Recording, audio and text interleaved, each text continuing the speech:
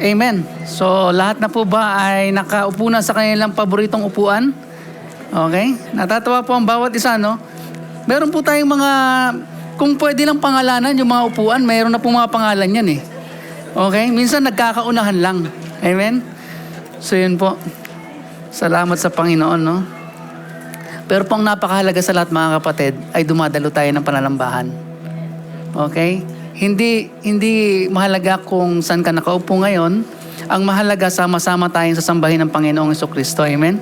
At ang kanyang mga salita, ang final authority ng buhay natin. Amen? Sige po. Ang ating pong tema sa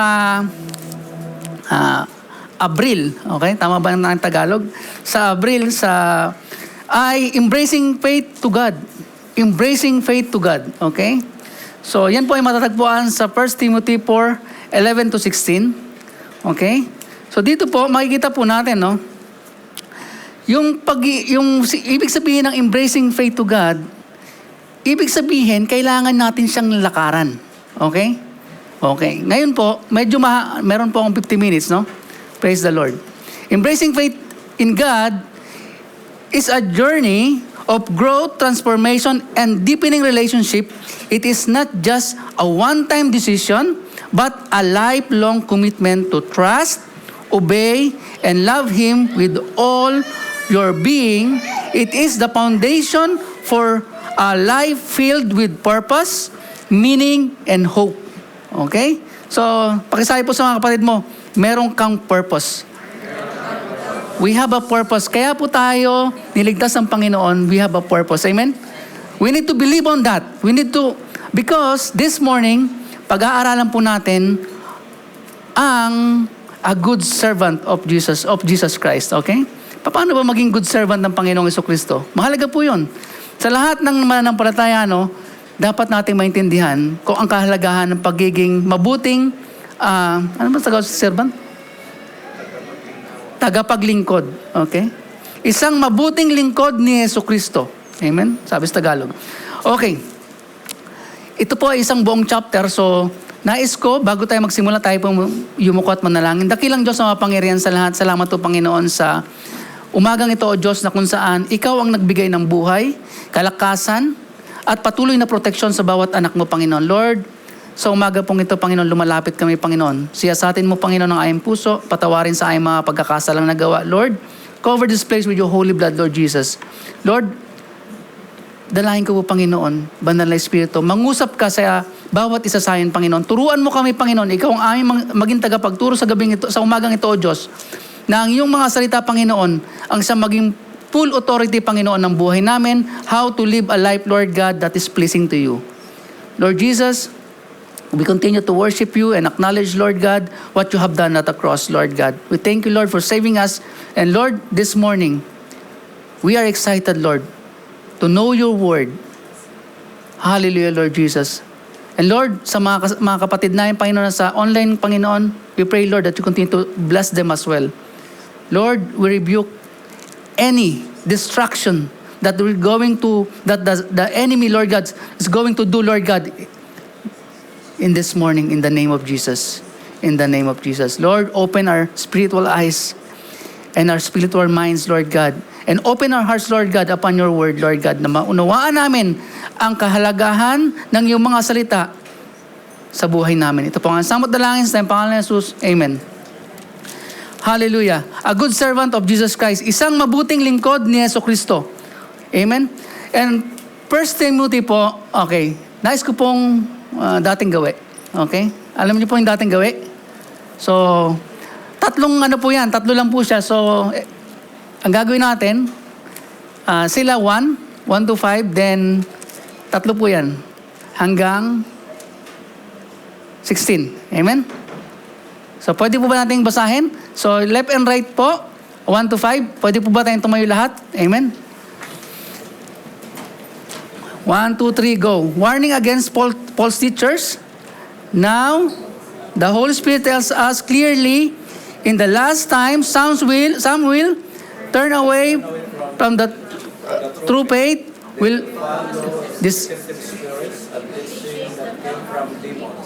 These people are hypocrites and liars, and their consciences are dead. They will say it is wrong to be married. And wrong to eat To certain foods, but God created those foods to be eaten with Thanks. by faithful people who know the truth. Since everything God created is good, We should not reject any of the received with thanks. We know it is made acceptable by the word of God and prayer. amen? If you explain those things Oh. to brothers and sisters, Timothy, you will be a worthy servant of Christ Jesus. One One- that is nourished by the message of faith and the good teaching you have followed. Do not waste time doing godless Ideas and old wives' tales. Instead, train yourself to be godly. Physical training is good, but training for godliness is much better, promising benefits in this life and in the life to come. This is the trustworthy saying, and everyone should accept it. This is why we work hard and continue to struggle. For our hope is in the living God, who is the Savior of all people, and particularly of all believers. Amen. And 11, teach these things. Sorry. Bro, pasuyo. Pasuyo po, ayun. Teach these things and insist that everyone learn them. Don't let anyone think less of you because you are young. Be an example to all believers in what you say, in the way you live, in purity.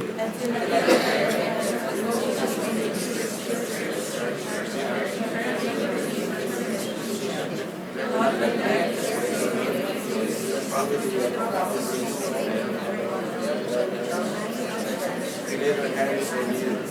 Give your attention to this matter. Show yourself to your task so that everyone will See your progress.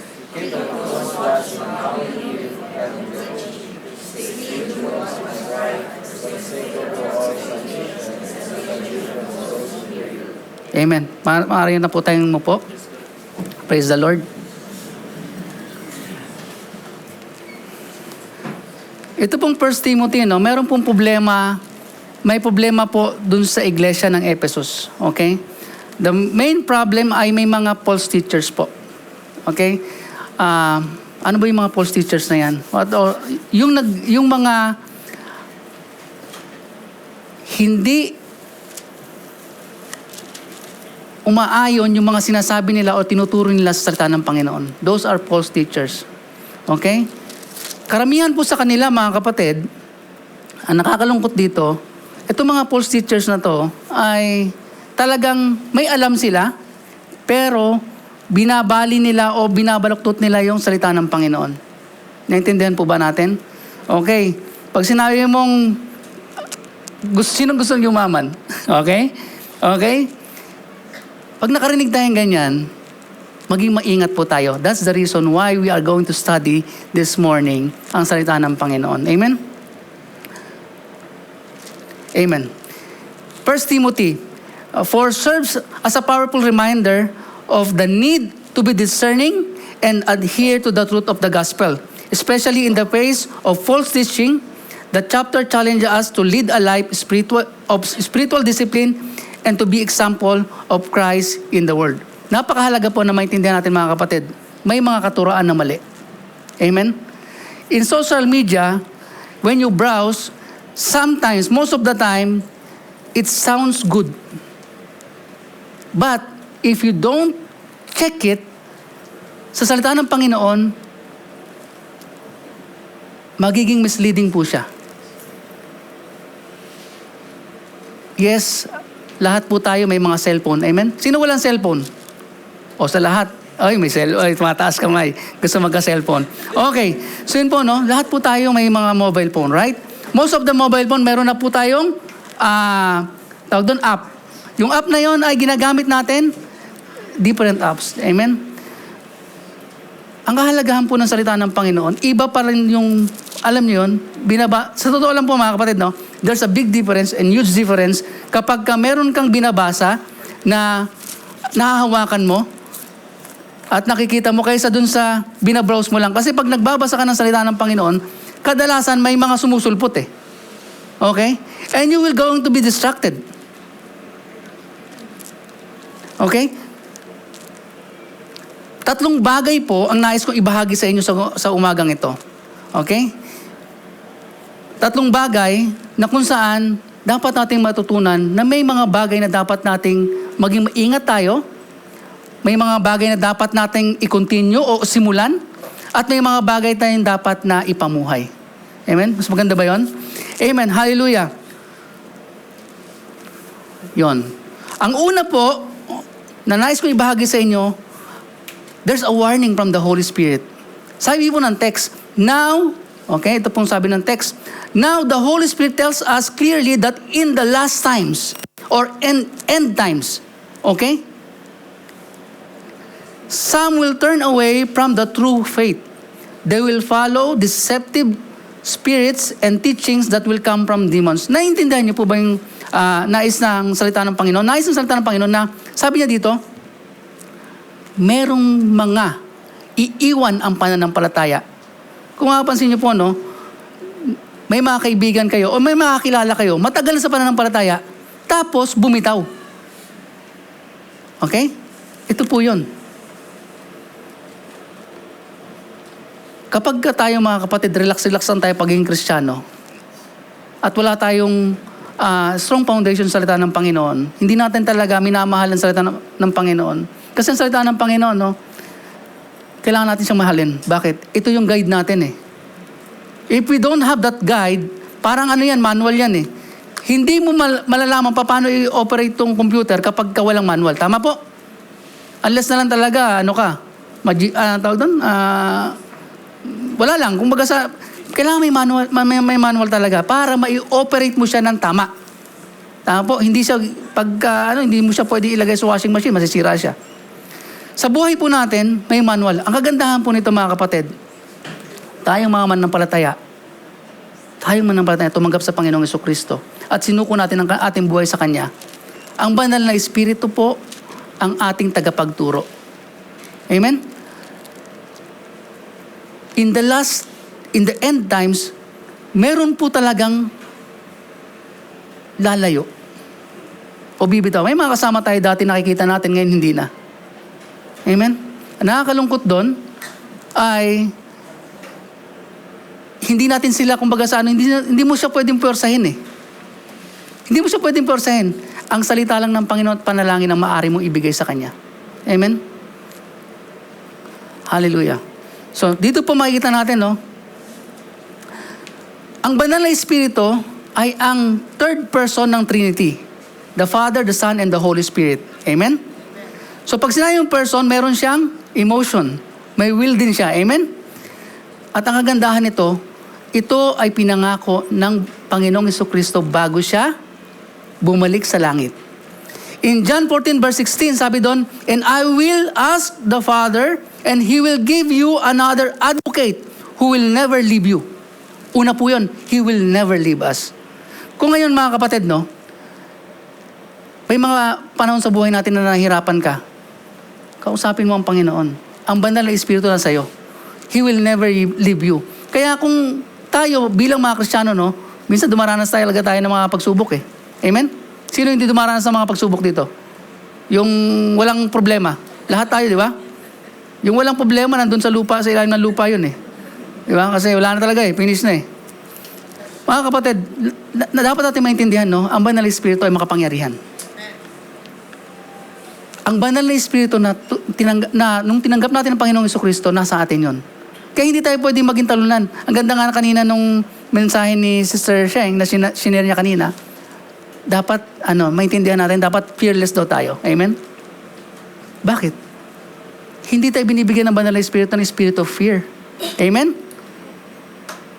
Na gusto mong siran ng kapatid mo, hindi mo masiran. Bakit? May mawawala ba sa'yo? Walang mawawala sa'yo, pero sa Kanya may mawawala. Amen? Ang kahalagahan ng salita ng Panginoon, no, ang banal na Espiritu nasa atin. Sabi po sa John 14 verse 26, sabi po doon, but when the Father sends the advocate as my representative, that is the Holy Spirit, He will teach you everything and will remind you of everything I had told you. Kaya po napakahalaga, no, na maintindihan natin, kapag hindi natin naiintindihan ang salita ng Panginoon, Manalangin tayo. Hingin natin sa Panginoon. Ngayon, may mga resources po ang salita ng Panginoon. No? May mga app na magaganda na nagbibigay sa atin ng resources para maintindihan natin lalo. Hindi lang tayo, okay lang yung baby. Yung baby kasi pagka pwede mo siyang bigyan ng gatas. Tayo, habang tayo lumalago sa Panginoon, nais ng Panginoon mag-progress din tayo. Ang hirap naman, 10 taon ka na, baby ka pa rin. Di ba? Sabi nga ni Pastor Abner dati, naka-wheelchair. Wheelchair ba yung Pastor? Hindi wheelchair, yung ano? Naka-walker. Okay? Bilang mga Kristiyano, mga kapatid, we need to progress. Kagandahan doon, kasama natin ang Panginoon. Ang banal na Espiritu nasa atin. Huwag tayo mag-alala. Kasama niya tayo eh. Pangako ng Panginoon yun eh. Pangako ni Jesus eh. At ang pangako ng Panginoon, He will remind us of the things that Jesus taught. Kaya napakasarap na mas kilala mo ang Panginoon, ang kanyang mga salita, mas madali mo siyang i-share. Tama po? Ang isang tao, hindi mo siya masishare sa kaibigan mo kung hindi mo siya kilala. Tama po? Pangalan lang. Hindi mo masishare yung buhay niya. Unless na lang, ano ka? Ano tawag? Creative, ano? Ano tawag doon? Basta masyado kang creative. Okay? Sinungaling. Okay? So yun po, dito po makikita natin, no? Warning against false teachers. Okay? Una sa lahat, may danger po kasi. The danger of apostasy. Some will depart from faith. Okay? Pangalawa, the danger of deception. Okay? May mga deceiving spirits. Okay? Ano po pang pangatlo? The dangers of false teaching, doctrines of demons. Ibig sabihin, may doctrines pala ng demons. Maging maingat po tayo, ha? Kaya mahalaga mga kapatid, nag-aaral din sa salita ng Panginoon. And praise God, we are here. Amen? And I would like to encourage everyone, hindi lang po tayo dapat kumakain kada Friday. Kumakain tayo araw-araw. Amen? May merienda pa. Amen? So I would like to encourage everyone. Mahalin natin ang salita ng Panginoon. Ang sabi ng salita ng Panginoon, my sheep, here's my voice. Tama po ba? I'll tell you saan po natin makikita yon. Okay? Sabi po sa John 10:27-28, my sheep listen to my voice. I know them and they will follow me. I give them eternal life and they shall never perish. No one will snatch them out of my hand. Kapag anak ka ng Panginoon, anak ka ng Diyos, mga kapatid, mamahalin at mamahalin mo ang salita niya. Mamahalin at mamahalin mo ang salita ng Panginoon. Ang authority ng Bible sa buhay natin dapat number 1. Bakit? Para itong mga to, okay, ay meron tayong maging maliwanag po sa atin. Kasi pwede tayong madaya. Yung mga matagal na nga na Kristiyano, nadadaya pa Okay? Bakit? Sometimes we are relaxed. Kapag okay ang buhay, masagana, hindi ka masyadong lumalapit sa Panginoon. Pero pag tignan mo, ang Kristiyano, pagka maraming problema, lagi na sa church yan. Pero dapat hindi po ganun, di ba? Kaya marami kang blessing, kaya wala kang blessing, nasa church ka. Nasa presensya ka ng Panginoon. Dahil yung presensya ng Panginoon na nasa atin, it's a joyful one. Kailanman, kahit na may pighati ngayon, yung joy, yung peace na binibigay ng Panginoon, ng Jesucristo, hindi natin makukuha yan sa iba, sa labas. Amen? Mahalaga mga kapatid, na tayo po ay patuloy na nag-aaral ng salita ng Panginoon. Hindi lang basta aral, kumbaga sa ipinamumuhay. Okay?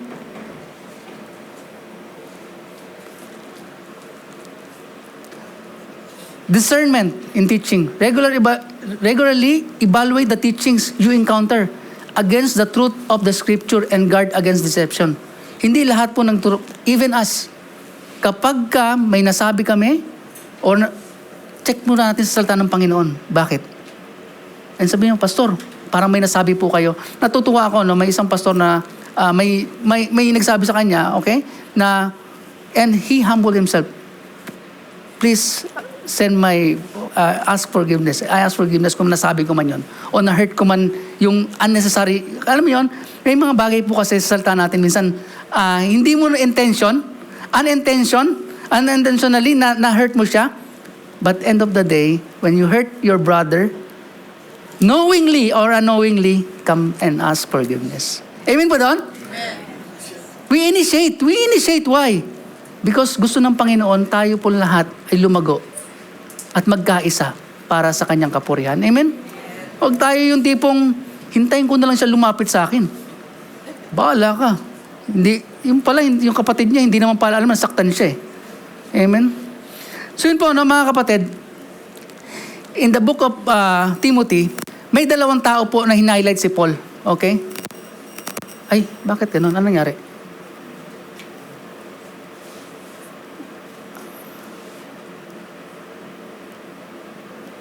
Ayan, ito.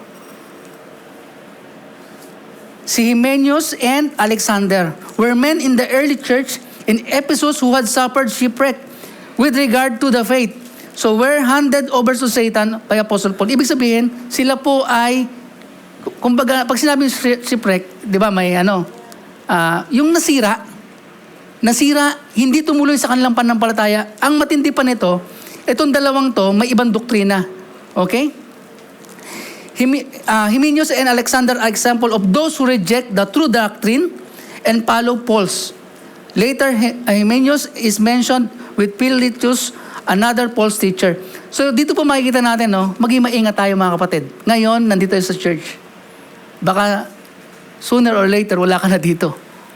Mayroon ka ng sariling paniniwala. Kaya napakahalaga yung salita ng Panginoon, binabasa po natin. Amen? Not just to alam mo yun, to correct somebody, but to correct ourselves. Ang salita ng Panginoon, mga kapatid, ang una po niyang kinokorek tayo. Hindi si kapatid. Ay, para kay kapatid to ah. Hindi ganon. Bakit? Ang salita ng Panginoon is powerful and effective. Kapag lagi tayo nagbabasa at nag-aaral sa salita ng Panginoon, hinihiwa niya yung mga, hindi niya po, tinatanggal niya yung ating mga hindi magagandang, dati, medyo ko magsalita, ngayon medyo ganun, konti-konti, alam mo yun, progress. Pag sinabi mong progressive, paunti-unti. Amen? Hallelujah. Ang nagbabago sa atin, yung kapangyarihan na banal na Espiritu na sa atin. Amen?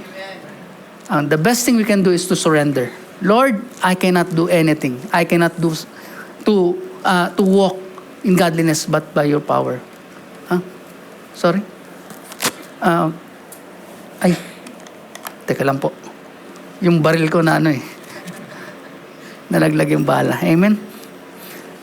Okay, sabi po sa 1 John 4:1, Dear friends, do not believe everyone who claims to speak by the Spirit.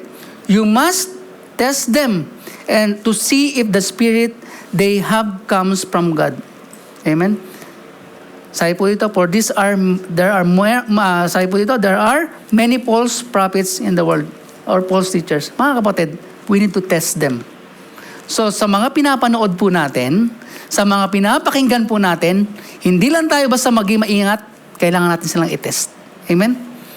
Yun po ba ay ayon sa salita ng Panginoon? Amen? Napakahalaga po mga kapatid, no, na ang mga bagay na ito bilang paalala sa atin. Lahat po tayo. Hindi lang tayo basta-basta. Kapag tayo Kristiyano, hindi tayo basta-basta Kristiyano lang.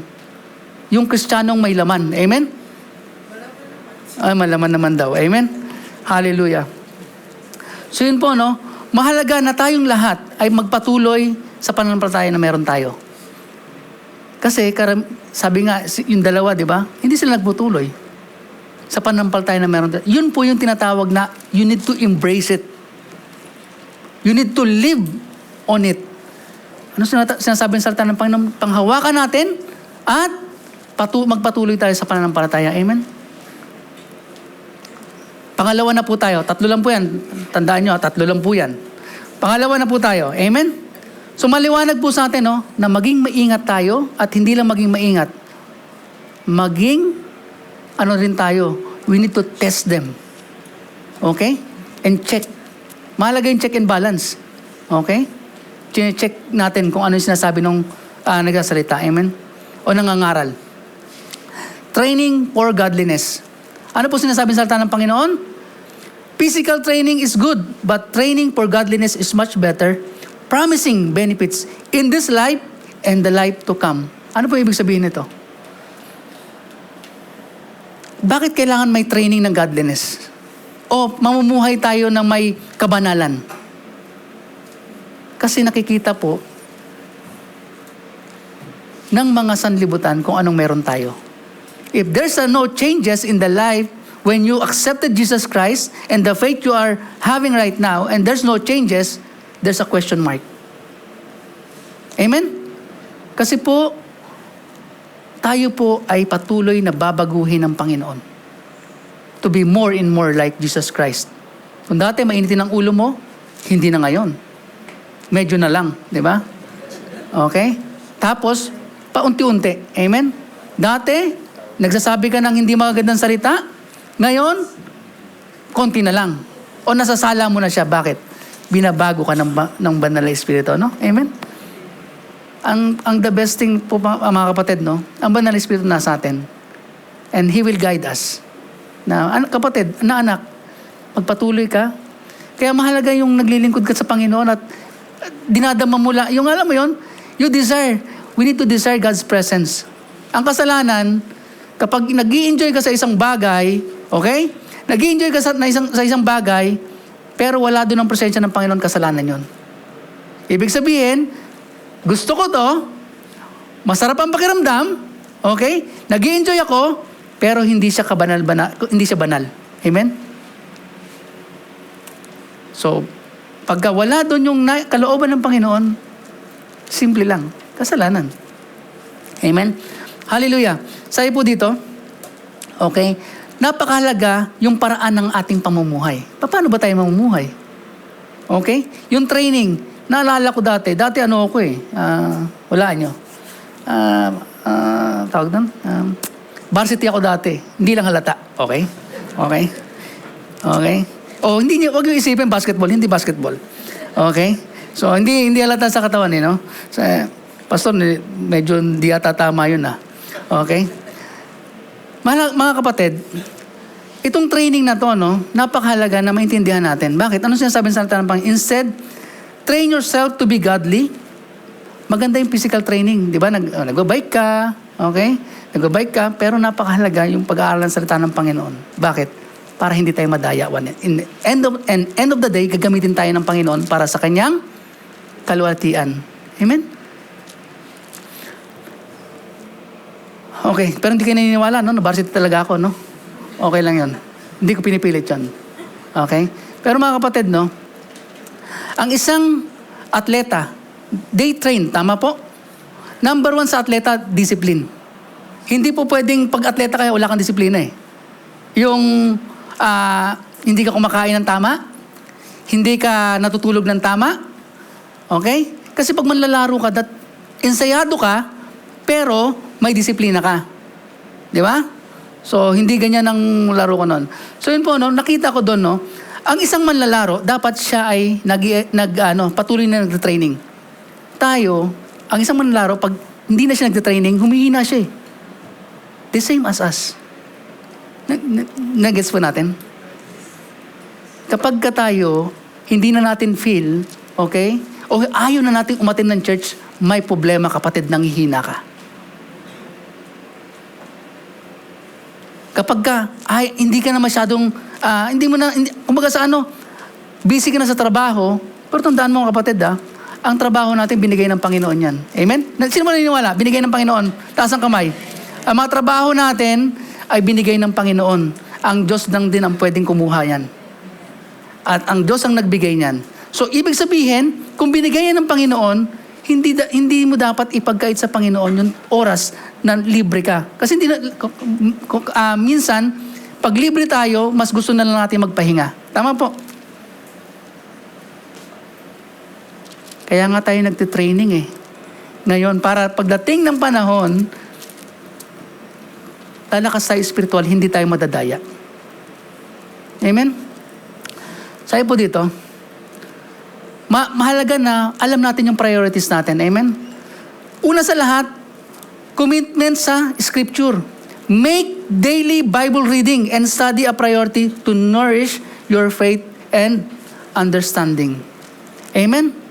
Pangalawa, pursue godliness. Engage in spiritual disciplines such as prayer, fasting, worship, to cultivate a godly life. Ngayon mga kapatid, no?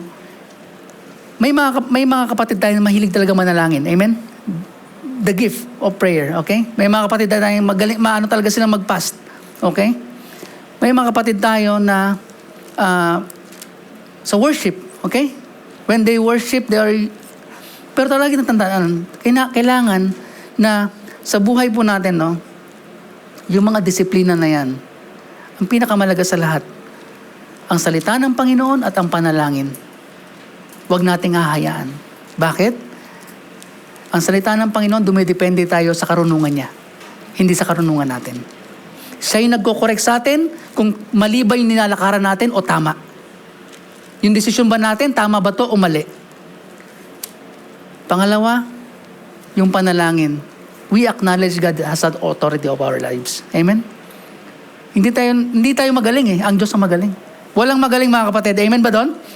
Ang Diyos ang magaling. Bakit? Remember our purpose. Each and every one of us has a purpose. Dapat magamit natin yon para sa glory ng Lord. Kung hindi tayo nagde-training, paano natin magagamit yung layunin ng Diyos sa buhay natin? Amen? Hallelujah. So dito po, makikita natin, no? Ano ba sabi? The spiritual discipline of prayer and the Word will provide us with rewarding program which will lead to a godly living, praise, submission, service, and celebration of our salvation and God who provided. Ibig sabihin mga kapatid, ang Diyos na banal na nagligtas sa atin, amen? Doon lang yon sa mga, tumanggap sa Kanya. Amen? Maliwanag po ba yon? Ang kaligtasan po ng Panginoon personal, Mga kapatid, liliwanagin ko sa inyo. Ang kaligtasan po na nagmumula sa Panginoong Jesucristo ay personal. We need to repent and have faith or trust the Lord Jesus Christ sa ginawa niya dun sa cross ng Kalbaryo. And to have a surrender life, Lord, patawarin mo ako, Panginoon, sa mga kasalanan na gawa ko. Because we cannot save ourselves. Mahalaga po na maintindihan natin yon. And we need to entrust everything sa Panginoon.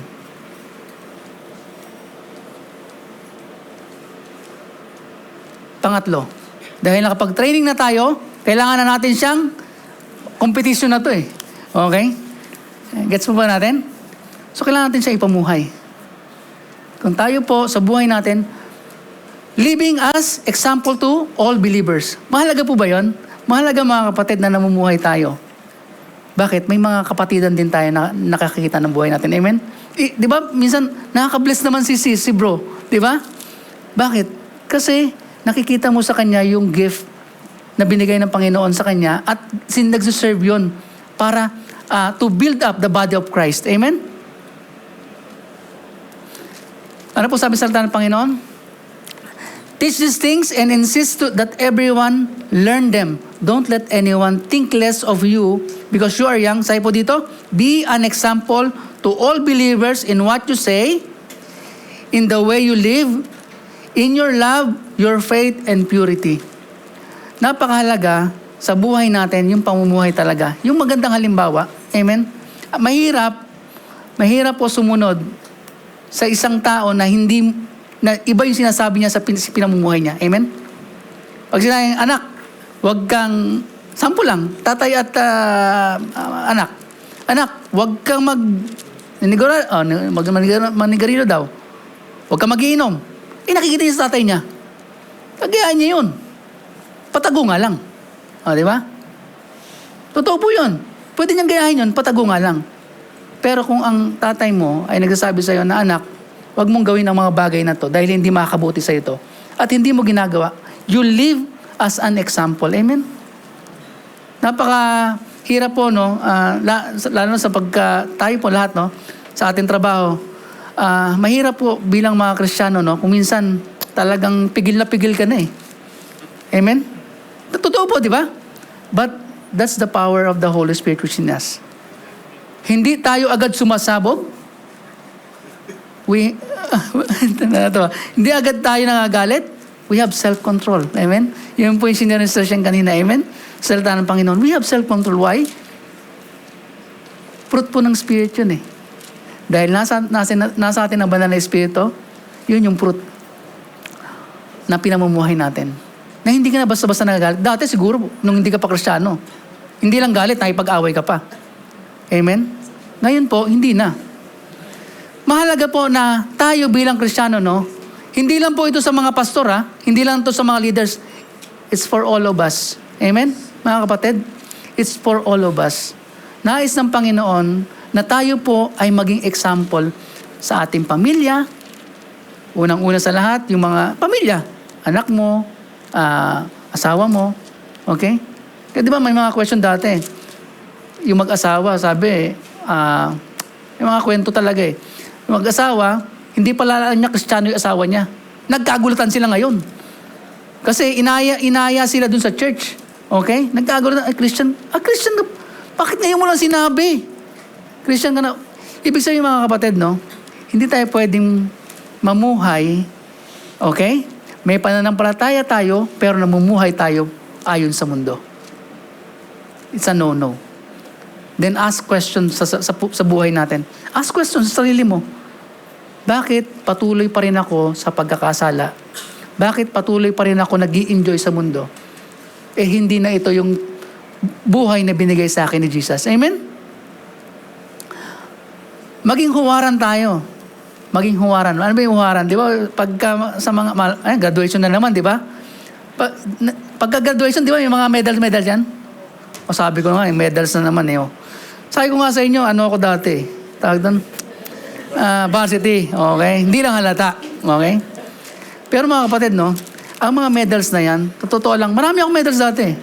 Kala mo, totoo eh, no? Totoo talaga yon. Okay? Totoo po yan. Okay? Yung mga medals na yan, they will pass. They will come to pass. Totoo po yan. Nabubulok sila na end of the day, pag lumipat kayo ng bahay mo, wala na sila. Tama po? Even our achievements. Amen? Sa school, first honor ka, second honor ka, cum laude. Okay? Ano pa? Magna. Magna cum laude. Or ikaw ay summa cum laude. Okay?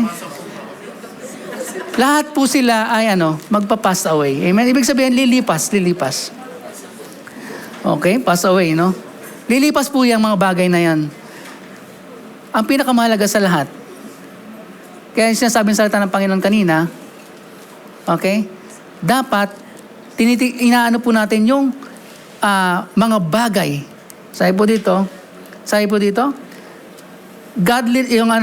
training for godliness is much better, promising benefits in this life and the life to come. Pag namumuhay ka ng may kabanalan ngayon, may pagpapala yun sa buhay mo.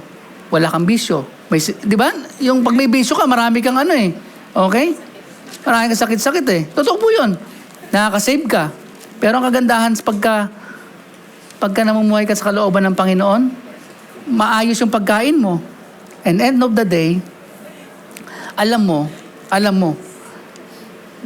now, isang araw, Jesus will take us home. Ang sarap po na pakinggan, no?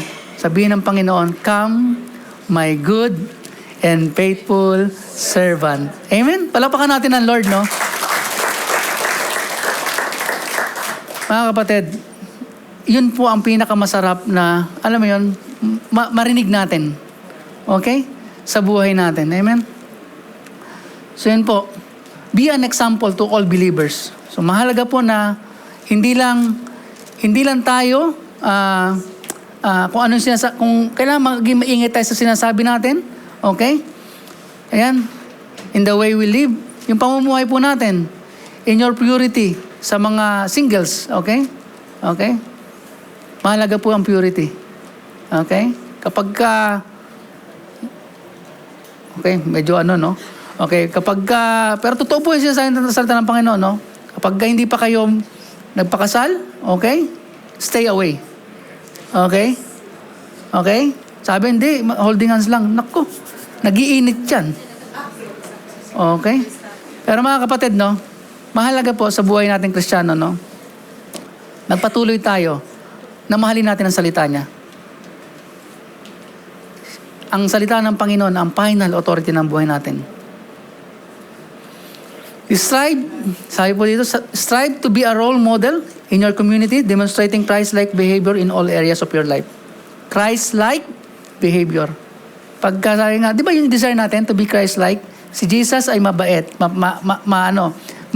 mahinahon, okay? Mapagbigay, okay? At siya po ay, kumbaga sa righteous. And if Jesus live a holy life, we have to live a holy life. Amen? We have to live a holy life. Sabi po dito, support fellow believers in their spiritual journey, offering encouragement and accountability. Tandaan po natin, ang mga kapatid natin yan, okay? Hindi lang po ang mga leaders ang may accountable, lahat po tayo accountable sa bawat isa. Naniniwala po ba kayo doon? Kaya wag nating hayaan yung kapatid natin nanghihina, manghina lang sa alatul, bagkos, panalangin natin siya at encourage natin siya. Amen? Encourage natin. Kasi kung minsan mga kapatid, naghihintay lang pala si kapatid na i-message mo, i-text mo. Totoo. Yes, we prayed for them. But iba pa rin, di ba? Pag tinawagan mo, bro, sis, kamusta ka na? So yun po, mahalaga po, na wag nating hayaan na isa ay manghina. Amen?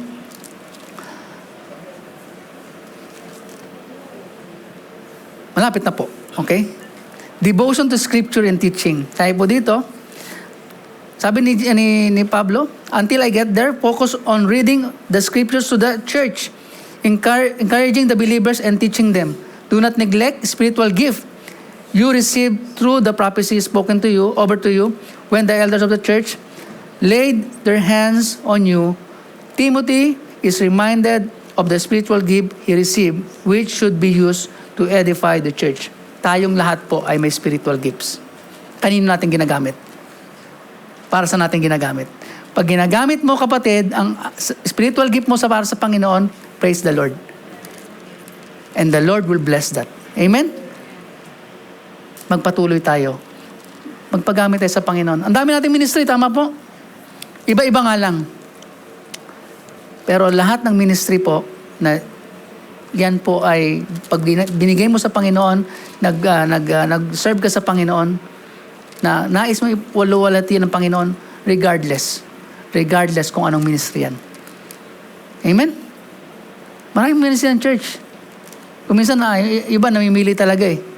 Before you choose, you pray. Ask the Lord. Kasi minsan gusto natin dito eh. Ang tawag doon, sa singing medyo, pag kumakanta tayo medyo lumilihis. Okay? Dali tayo dyan. Okay? Hindi para sa akin to. Di ba? Minsan ganun totoo po yun. Pero, the Holy Spirit will help us to discern as well kung anong gifts niya. And doon tayo mag-focus. Amen? Kasi pagka iba yung gifts mo, yung gusto mong ministry, malayo sa gift mo, parang, problem. Okay? Hindi lang problem sa di ba? Totoo po yun. Yung kahit magkakasama, minsan baka magkasamaan pa kayo ng loob eh. Di ba? Susumbong ka na kay pastor niya, kaya sa leader. Ayaw po ko sama sa ministry, gusto ko eh. It's not your gusto. Kasi, yung mga kapatid din natin, meron, yung gift nila, gift nila yun eh. Ibig sabihin, doon sila mag-grow. Tandaan po natin, kapag hindi natin ministry, pagka hindi natin ministry, doon ka, hindi ka mag-grow doon. Pagka sumamalan loob mo, o baka mapagod ka lang later on. Totoo po yun. Huwag natin ipilit. Pag ministry mo, you enjoy. Because God will give you strength. You remember your purpose. Hallelujah. So mahalaga yung spiritual gift ha. Okay, sabi po dito, perseverance in ministry. Okay? Give your complete attention to these matters. Throw yourself into your task so everyone will see your progress. Kailangan, sa baging Kristiyano, nakikita yung progress. Alam mo yan? Hindi ka lang ngayon baby, lumalago ka na bilang Kristiyano. Nakakatuwa po yun. Amen? Matuwa ka pagka ang kapatid mo lumalago sa Panginoon. Kasi, nakaka-enjoy yun eh. Masarap kasama yun. Huwag mong kainggitan. Pagkos, ipanalangin mo siya. Okay? O magtanong ka, ano kayang sikreto nun? Lumalago eh. Okay, pwede magtanong. Pero the best thing we can do is to rely on the Word of God and prayer. Amen? Final authority ng buhay natin, ang salita ng Panginoon. Pwede tayong dayain. Hindi tayo madadaya pag may salita tayo ng Panginoon sa buhay natin. Amen? So, okay lang na hindi ganun kabilis yung pagme-memorize mo ng salita ng Panginoon. Na marami kang memorize sa salita ng Panginoon. Okay lang kahit isa. Sa isang taon, isa, dalawa. Pero ipinamumuhay mo naman. Kabisado mo nga isang chapter. Kabisado mo nga yung Old Testament and New Testament. Hindi naman nakikita sa buhay mo. There's something wrong. Amen? The only powerful God na makapag-change sa buhay natin ay ang kapangyarihan na banal na Espiritu sa buhay natin. When we allow Him to rule over our life and in full surrender. Pagka nag-surrender tayo, all in all yan, lahat ha. Mula ulo hanggang paa, kasama bulsa. Amen? Amen mo ba doon? Amen. Yes, that's a full surrender. Kasi minsan, kala natin pwede lang mamili eh. Service, okay? Ano pa? Worship, no, pati bulsa. Bakit? Dahil sa pagiging tapat natin sa Panginoon, the Lord will continue to bless us. Totoo po yun. Sometimes, blessings not only comes monetary. Most of the time, it will come spiritually, physically, and His protection for us on day by day. Amen? So yun po, no, mga kapatid, no, mahalaga. Dito sa puntong to, na mag-persevere tayo, magpatuloy. Amen? Ang tunay na Kristiyano nagpapatuloy. Amen? Hindi siya tumitigil kapag okay lang mapagod eh. Di ba? Sa basketball, di ba? Pag nasa basketball, okay? Ganyan, pasab ka. Okay, umupo ka muna. Okay lang yun. Nakapagod ka eh. Matulog ka, okay lang yun. Balik ka uli. Bakit? Remember, God has a purpose and plan for your life that God will use you for His glory. Amen? So yun po, no, sa gabing ito, ay sa umagang ito, gabi pala, okay? So, tinitingnan ko lang kung talagang gising pa kayo. Minsan kasi baka you sleepy. Amen, natatuwa po sila. Amen. Sabi po dito, Paul encouraged Timothy to watch his life and doctrine closely, ensuring his own salvation and for his hearers. Ibig po sabihin dito, yung hindi tayo madaya. Amen? Kasi tandaan natin, no? Ang salvation na nasa Panginoong Jesucristo, hindi yun pwedeng isnatch ng sino man. Remember, ha? Kapag nasa Panginoong Jesus ka na, hindi ka na pwedeng kunin ng sino man. Amen? Pwede kang madaya kapag ikaw ay lumalayo sa salita ng Panginoon. But go back. Go back dun sa salita ng Panginoon. At manalangin tayo. Mahalaga po mga kapatid, no? Na we live to be an example sa ibang tao at sa mga kapwa nating Kristiyano. In the church and outside the church, we should not live a double-sided life. Ano yung double-sided life? Hindi yung double-sided tape, ha? Okay? Kung ano yung nakikita sa atin ngayon dito sa church, you should live it outside as well. Amen? Because yun ang nais ng Panginoong Jesus. That we need to live by example. Amen? So yun po, no? Marami tayong natutunan sa gabing ito, ay sa umagang ito. Yan po. Okay, number 1, warning from the Holy Spirit. The Holy Spirit will warn us from any deceiving spirits, false doctrine, false prophets, and ano ba isa?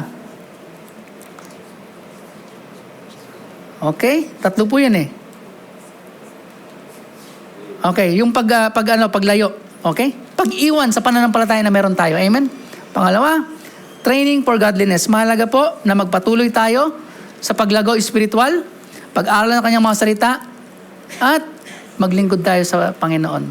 At pangatlo, living as an example to all believers. Not only to all believers, but to our friends na hindi pa nakakilala sa Panginoon, that they may see Christ in the way we live. Amen? So yun po. Ayun, tapos na. Conclusion na po tayo. Be encouraged, okay? Be encouraged to live lives that honor God, rooted in truth, and demonstrate His love to the world. Okay? We ask God for wisdom to recognize and reject false teaching. We seek God's help in developing a discipline and godly life. Be an example to all believers and outside unbelievers, okay? In what we say, in the way we live, in our love, faith, and purity. Okay, dahil tapos na po tayo, sakto. Meron po akong pinapakinggang kanta, okay? Pero hindi ko po yan gift, ha? Okay? Si-share ko lang sa inyo. Basahin ko na lang para medyo sabi po dito, Moses had stage fright when David brought a rock to a sword fight. You picked 12 outsiders nobody would have chosen. Okay, that's the disciples. And you have changed the world. Okay? Well, the moral story is everybody's got a purpose. Okay? So when I hear that the devil start talking to me saying, who do you think you are? I say, I'm just a nobody trying to tell everybody all about somebody who saved my soul. Okay? Sabi po dito, ever since you rescued me, you gave a heart a song to sing. I'm living for the world to see, nobody but Jesus. Okay? I'm living for the world to see, nobody but Jesus. So dito sabi, if they all forget my name, well, that's fine with me. I'm living for the world to see, nobody but Jesus. Okay? Sa umaga pong ito, we are living, okay, for the world to see, nobody but Jesus in our life. God bless us all, and tayo pong lahat ay yumukot manalangin. Dakilang Diyos sa mga pangyarihan sa lahat. Salamat po, Panginoon, sa iyong mga salita. Lord, truly, Lord God, that you are our King of Kings and Lord of Lords. Salamat, Banal na Espiritu, sa umagang ito, sa pagtuturo sa amin ng iyong banal na salita, O Diyos. Tunay nga po, Panginoon, na kami po, Panginoon, ay pinalalahanan mo, Panginoon, na maging maingat. We need to test the spirits, and even, Lord, to love your word, Lord God. And this is our top priority, Panginoon, na mas makilala ka namin, Panginoon, and we honor you in our lives, Lord God, because you are the owner of our life, Lord God. Salamat po, Panginoon. Lord, continue to fill us with your Holy Spirit throughout the week, Lord. Continue to bless your children and protect them, Lord God, from any attacks of the enemy. And Lord, we pray that you continue to fill them with your Holy Spirit, Lord God. Fill us with your Holy Spirit throughout the week, Lord God, and make us a channel of blessing to others. Lord, kami po, Panginoon, ay makapamuhay na may kabanalan sa iyong kapangyarihan, Banal na Espiritu. And Lord, yes Lord, we desire to live a life, Lord God, na ikaw, Panginoon, na makita. It's all for your glory, and we have a purpose, Lord God, sa buhay namin. We thank you, Jesus. All these things, Lord, we pray in the mighty name of our Lord and Savior, Jesus Christ. Amen. Hallelujah.